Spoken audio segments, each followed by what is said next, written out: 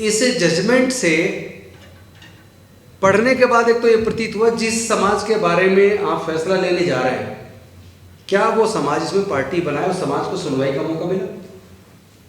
Principal of natural justice ये कहता है जिसके बारे में कोर्ट फैसला करने वाली है उसको हियरिंग का मौका मिलना चाहिए। तो हमारे समाज को तो हियरिंग का मौका ही नहीं मिला, तो हम अपनी बात रखते कैसे? दूसरी बात वो कहता है fair play in action. Principle of natural justice का दूसरा सिद्धांत कहता है there must be fair play in action. तो इसमें कहीं फेयर प्ले तो नजर नहीं आ रहा, क्योंकि जब हमें सुनवाई का ही मौका नहीं मिला तो फेयर प्ले कहां से हुआ? और तीसरी बात, और ये बहुत महत्वपूर्ण बात है, आप सब विद्वान लोग बैठे हैं, क्या कोर्ट के सामने केंद्र की सरकार ने या संबंधित राज्य सरकारों ने कोई ऐसा डाटा सुप्रीम कोर्ट के समक्ष रखा? क्या अनुसूचित जाति की किस किस जाति की कितनी जनसंख्या है, सरकारी नौकरी में किस किस तरह की नौकरी में कौन कौन सी जाति को कितना हक मिला, किसको ज़्यादा मिला किसको कम मिला? क्या इस तरह का कोई डाटा सुप्रीम कोर्ट के सामने रखा? इस तरह का कोई डाटा तो सुप्रीम कोर्ट के सामने नहीं रखा। फिर सुप्रीम कोर्ट के ख्वाब कहाँ से आ गए कि भाई कुछ जातियों को अनुसूचित जाति जनजाति में ज़्यादा मिल गया, कुछ को कम मिला है? इसका मतलब कोई व्यक्ति है पहले पीछे से एक माइंड सेट बना के बैठा है, किसी ने तय कर लिया कि इसमें झगड़ा करवाना है। सरकारी नौकरियां बची नहीं है, जब नौकरियां नहीं होंगी तो फिर झगड़ा किस बात का? दूसरी बात, जब किसी तरह की कोई वैकेंसी निकलती है तो उसमें कोई न्यूनतम क्वालिफिकेशन होती है, और न्यूनतम क्वालिफिकेशन वाला आदमी उस एग्जाम में बैठ सकता है। जब एग्जाम में बैठता हो तो उस एग्जाम को पास करना जरूरी है। पास करने के बाद उसकी मेरिट बनेगी, मेरिट में नंबर आएगा तो उसको मिल जाएगा। उसमें अनुसूचित जाति की कौन सी जाति को मिलेगा ये तो पहले से तय नहीं होता।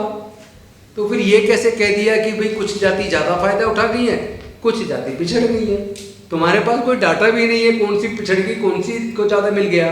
तुम्हारे पास ये डाटा भी नहीं किस जाति की जनसंख्या कितनी, किसके हिस्से में क्या आया। तो फिर किस आधार पर आपने ये जजमेंट दे दिया? तो मैं एक वकील पेशे से वकील होने के नाते, राजनीतिक बाद में हूँ, मैं एक सोशल एक्टिविस्ट डॉक्टर बाबा साहब अम्बेडकर का सिपाही पहले हूँ, तो मैं तो एक वकील की दृष्टि से पैनी नजरिए से कानूनी दृष्टि से भी देखूंगा और क्रिटिकली एनालाइज भी करूंगा। साथ में एक पॉलिटिकल आदमी होने के नाते मैं अपनी समाज की आवाज़ को बुलंद भी करूंगा, क्योंकि ये जजमेंट अनुसूचित जाति जनजाति के लोगों को आपस में लड़वाने वाली जजमेंट है। और मैं साबित करूंगा कि ये लड़वाने वाली जजमेंट क्यों है, इसके पीछे आधार क्या है। तो मैं वो आपके सामने कुछ तथ्य रखना चाहता हूं। 10 ऐसे PSU हैं जो सेंट्रल बैंक्स हैं, नेशनलाइज्ड बैंक्स हैं।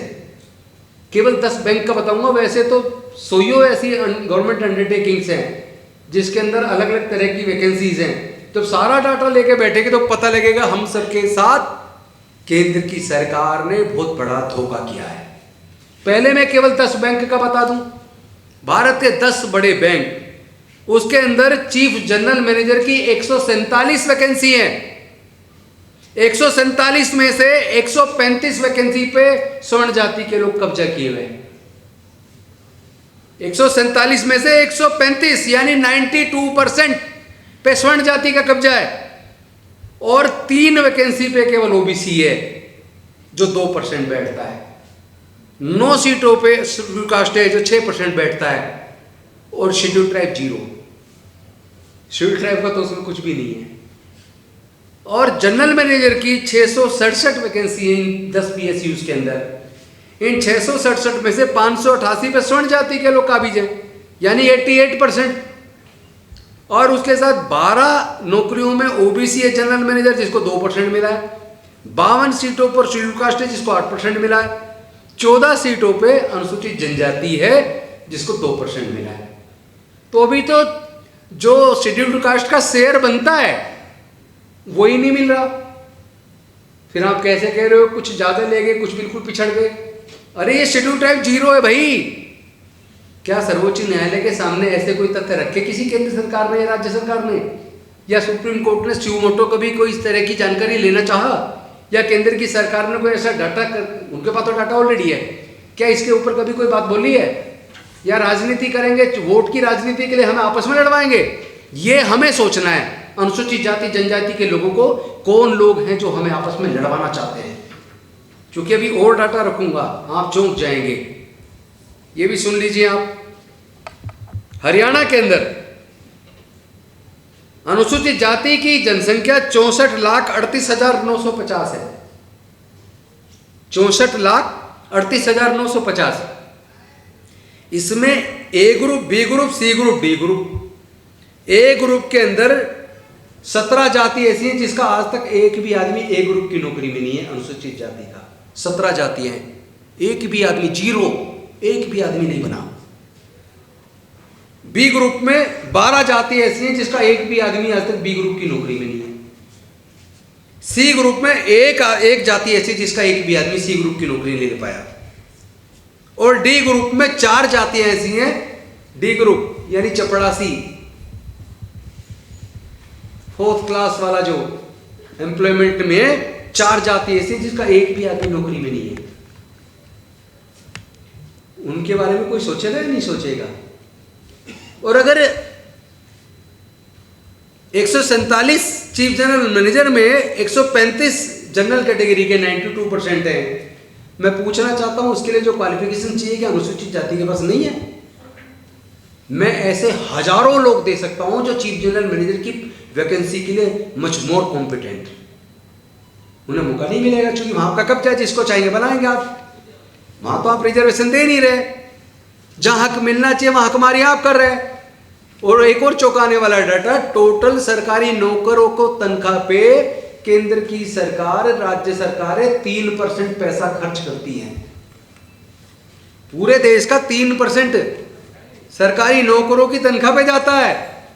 तो उस 3% में हमारे हिस्से में तो 1% भी नहीं आया, और उस 1% में आपस में झगड़ा करवा रहे हैं। 97% अदर देन सैलरी, 97% में अनुसूचित जनजाति पिछड़े वर्गों का हिस्सा कहां है? हम आपस में इनकी साजिश का शिकार होकर आपस में लड़ेंगे या उस 97% में अपना हक मांगेंगे? खेत की जमीन, जंगल जमीन कोई मां के पेट से लेकर पैदा हुआ है क्या? हाँ, किसने आपको मालिक बना दिया जमीन का? जब आप मां के पेट से लेकर पैदा नहीं हुए, हम मां के पेट से लेकर पैदा नहीं हुए, हमारे अंदर भी वही खून है, आपके अंदर भी वही खून है, तो तुम जमीनों के मालिक कैसे हो? हम जमीनों के मालिक क्यों नहीं है? क्या इस पर चर्चा नहीं होनी चाहिए? और एक और महत्वपूर्ण डाटा आपके सामने रखता हूं, क्योंकि जब कोर्ट के सामने लड़ेंगे या सरकारों के सामने लड़ाई होगी हमारी, तो हम तथ्यों के साथ बात करेंगे। कुछ लोग हवा में बात करते हैं, हवा में आर्गुमेंट नहीं होता, आर्गुमेंट तो तथ्यों के साथ किया जाना चाहिए। मजेदार डाटा आपके सामने रखता हूं। केंद्र की सरकार की जनवरी 2003 में टोटल नौकरियां ए, बी, सी, डी तीनों मिलाकर जनवरी 2003 में 26,29,913 सरकारी नौकरियां थी, जिसमें अनुसूचित जाति की ए, बी, सी, डी सारी मिला के केवल 6,14,101 लोग सरकारी नौकरी में थे। और अनुसूचित जनजाति के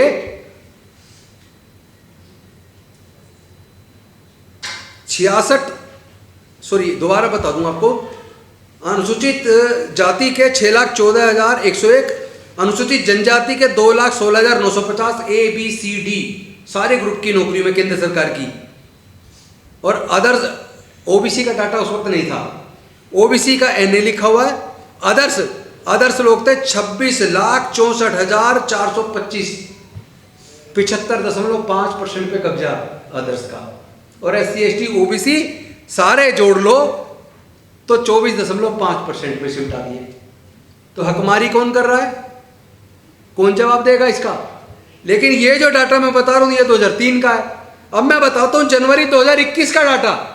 जनवरी 2021 में जो केंद्र सरकार की 33,95,476 नौकरियां थी, चूंकि इन्होंने बहुत सारी नौकरियां खत्म कर दी, वो घट के रह गई 18,78,822। केंद्र सरकार की कुल नौकरियां 2021 में 18,78,822 बची हैं, जिसमें डी ग्रेड तो इन्होंने प्राइवेटाइज कर दिया, ठेके पे दे दिया, आउटसोर्स कर दिया पूरा। फिफ्थ पे कमीशन में उसको पूरी तरह बैन कर दिया, सरकारी नौकरी फिफ्थ पे कमीशन कोई वैकेंसी नहीं निकलेगी, वो ठेके पे भर्ती होंगे, आउटसोर्स कर दिया गया। लेकिन एबीसी बची। एबीसी में 3,28,692 लोग 2021 में केंद्र की नौकरियों में अनुसूचित जाति के थे। मतलब जो 6,14,101 थे 2001 में, वो घट के 3,28,682 रह गए। अनुसूचित जनजाति के 1,44,270 रह गए और ओबीसी के 4,15,342 रह गए और जनरल कैटेगरी के 9,90,918 रह गए। ये जनरल वाला बैठता 52.7%। और अभी इसमें ईडब्ल्यूएस जोड़ा नहीं है, उसे और जोड़ लोगे तो पता लगेगा 60% नौकरियों पे स्वर्ण जाति के लोग कब्जे में बैठे हैं। तो फिर न्याय कौन करेगा? और इससे भी मजेदार एक और डाटा देके मैं डाटा खत्म करके फिर थोड़ी सी बात करके अपनी बात खत्म करूंगा। स्वीपर की नौकरी, सफाई कर्मचारी की नौकरी, 2003 में अनुसूचित जाति के 73,881 लोग केंद्र सरकार में स्वीपर की नौकरी पे थे, जो 58.57% था टोटल नौकरियों का। एसटी के 5,605 थे, जो 4.44% था। ओबीसी का एनए, क्योंकि उस वक्त ओबीसी का डाटा नहीं था, और अदर्स जनरल कैटेगरी के लोग 46,645 यानी 36.98% स्वीपर की नौकरी पे जनरल कैटेगरी के नौकरी कर रहे थे। वो अलग बात है, वो सफाई का काम करने के बजाय वो ऑफिस में बैठते थे, सफाई का काम वो अनुसूचित जाति के ही लोग करते थे। और ये 2021 में घट के कितने रह गए ये भी देख लीजिए एक बात। 2021 में जो 2003 में सफाई कर्मचारी अनुसूचित जाति के केंद्र सरकार की नौकरियों में सफाई कर्मचारी 73,881 थे, वो घट के 14,534 सफाई कर्मचारी रह गए केंद्र की नौकरियों में। और जनरल कैटेगरी के रह गए 18,295। यानी जनरल कैटेगरी के सफाई कर्मचारी की नौकरी में आज की डेट में एससी से ज्यादा लोग नौकरी कर रहे हैं। हकमारी कौन कर रहा है? अनुसूचित जाति जनजाति को आपस में लड़ाने की साजिश कर रहे हो, और काफी हद तक सफल भी हो गए वो लोग, क्योंकि कुछ लोग अनुसूचित जाति के सुप्रीम कोर्ट की जजमेंट को फेवर कर रहे हैं, और हम जैसे लोग जो न्याय की बात कर रहे हैं उन्हें कह रहे हैं कि ये हमारा, ये चाहते नहीं हमें हक मिले।